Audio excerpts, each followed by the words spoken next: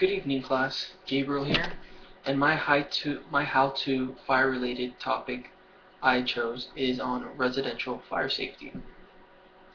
Now, a recent study was shown that many Americans feel much safer at home than they do in commercial buildings when it comes to fire and fire safety. The study showed that in 2011, residential fires resulted in 2,400 deaths and 14,000 injuries, opposed to non-residential buildings, which claimed 80 deaths and 1,100 injuries. So being at home is much more dangerous for fires than it is in commercial buildings. Now, I suggest that citizens deploy engineered component systems at home if they can and they're able to afford it. For example, smoke alarms, fire sprinklers, and also improved safety controls on candles and cooking. Now we'll start with smoke alarms. A properly installed and maintained smoke alarm is the only thing that can alert you at home 24 hours a day, 7 days a week. Most common smoke alarms are photoelectric. So the way they work, essentially, smoke passes through one of the opening passages and disrupts the sensor and triggers the alarm. Now you need to install smoke detectors in key areas of your home. They include every single floor, the kitchen mostly, and if you can, in the bedrooms. Now maintenance, smoke alarm maintenance.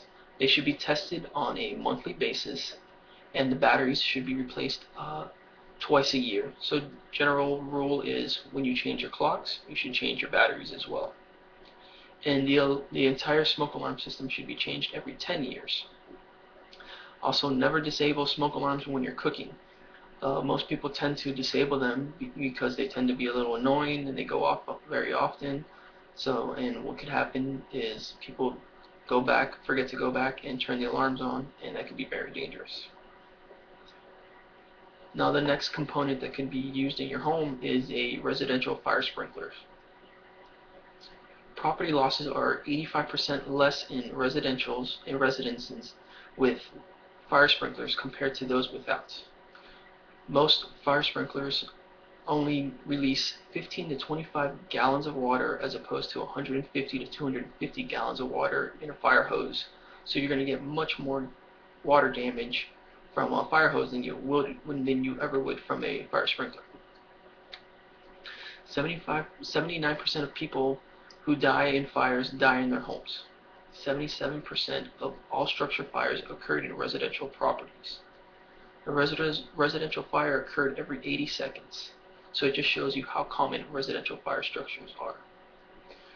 Also, a typical fire sprinkler system costs about $3,000 and up, but most homeowners insurance dramatically decrease their homeowners insurance price with a system like that in place. Next, I'd like to talk about candle safety. Now, candles are really pretty to look at, but most of them cause home fires and home deaths as well. A couple tips is to make sure you blow out any candles when you're leaving the room, and also avoid the use of candles in bedrooms and other areas where people may fall asleep. Make sure to keep candles at least 12 inches away from anything that can burn. So anything like curtains, furnitures, or sometimes even blinds. If you do burn candles, make sure that you use a handle on the candle that's very sturdy and it's not going to tip over.